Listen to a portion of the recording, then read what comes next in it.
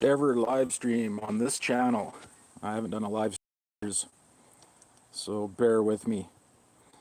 I'm just sitting in my rocking chair outside, enjoying a cigarette and a cup of coffee. I had this interesting thought about architecture, and I guess I'm going to get this word on the table right away, feng shui. And I'm not talking about any kind of spiritual stuff here. I'm just talking strictly physical, and how atmosphere in a room or any kind of building, really how that plays on your senses. Now imagine, if you will, that you were in a large auditorium watching a comedian, and you're laughing and you're having a good time. It's perhaps a little bit warm in that room. Suddenly, big old dumb Will Smith walks up there and slaps the comedian across the face. I'll bet you anything that the temperature in that room drops 2-3 degrees just because everybody stopped moving.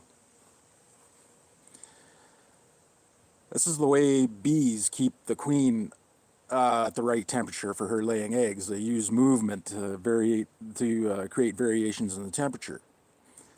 I can imagine the feeling in that room, in that auditorium, must have got cold quick, and that has a play on psychology, right?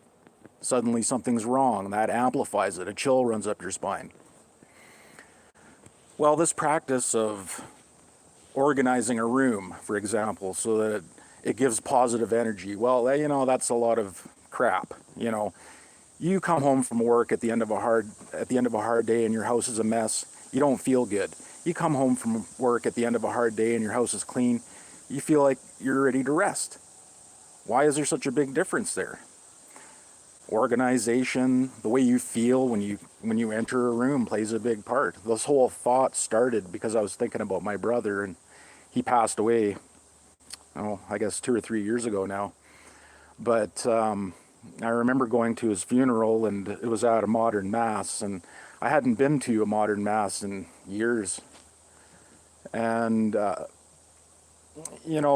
things were strange and different, and I couldn't put my finger on it. There's a lot of feelings going through you at that point. But I remember one of my relatives asking me afterwards in the hall, I noticed you looked very out of place. Is the Mass really that different? And it kind of struck me, well, yeah, it really is that different. He knew that I go to the Latin Mass now exclusively. It really is that different. I said, yeah, it is. But then as I thought about it more later on in that day, it's not just the Mass that's different. It was the atmosphere as soon as I walked into that building. The way things were laid out in it, it was very cold. It was very empty. There's no fine art on the walls, or they're just white drywall. Boring, cold. It doesn't give you a warm feeling or a sensation that, here's a place of comfort where you can pray in silence and feel safe. No. It's echoey. It resonates with this kind of, lacking in some kind of reverence. When at the end of a mass, in a modern mass, everybody just gets up and starts talking. They don't care if there's people there trying to pray. They ruin the atmosphere of the church. They ruin the energy of the church, if you will. Yeah, there's a certain kind of energy there. There's energy that affects our bodies physically all the time. I mean, look at the moon, for example. That affects psychology. Even magnetic storms from the sun does. But the power in a room, sometimes, it really, really does change that. And I wonder how that leads to the loss of faith over the years. That coldness, these slow changes, the degradation in architecture and reverence that should be due in the building itself, whether through artwork or stained glass or just the design concept of the building. Here's an example. I can't remember what that building is called. I think it's in Fatima, the John Paul II Auditorium or whatever, that one that's got it looks like you're walking into the mouth of a viper when you walk in the door. Anybody that's watching this probably knows what I'm talking about. I wish I had a picture of it I could just bring up right now. I could tell you when I looked at that picture, instantly put me on guard. I don't want to walk into a church or anything related to the Catholic Church and feel on guard when I walk in there. Because instantly I'm looking for a fight when I'm like that.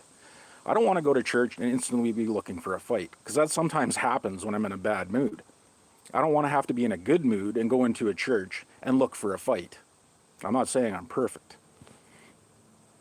But that room would want to make me walk straight to the front, find the most powerful person in that room and punch them out. It just strikes me that way psychologically. It's just evil looking. There's the wood engraving on the back wall. It's supposed to be some nightmare scape of people melting and re-emerging from wood. It's disgusting. And I can't imagine the people that can sit there and feel good about themselves in a room that makes you feel uneasy. Like, it's crazy how much of your faith, how much of your peace with God is lost over the years because of that. It just chips away at you over 20 years, 30 years. Next thing you know, you've got this whole new theology in your brain that you've crafted over the years. I remember thinking when I was a teenager, going to the modern Mass then, I had no concept of what Mass was. I didn't have a very good upbringing with catechism and whatnot.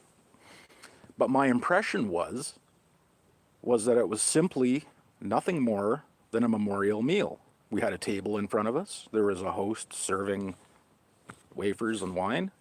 It didn't seem anything more than that, and that's what I always thought it was, until I started diving into the catechism more, and I found out what it really was.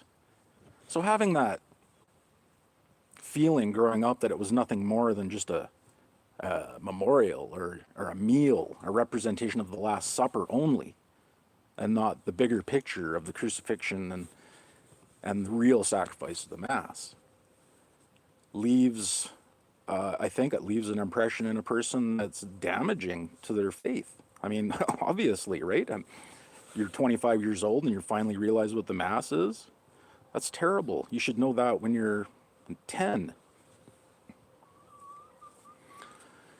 So I guess maybe I'm running this a little long in the tooth right now, but bad design, bad architecture. The way a room can simply be organized it can set it off psychologically for people it can make a difference, Like I said, how do you organize your house? Do you make it feel like an uncomfortable place, or do you make it feel like a place that makes you feel comfortable? I guess that's all I got to say. Catholic Northman, out.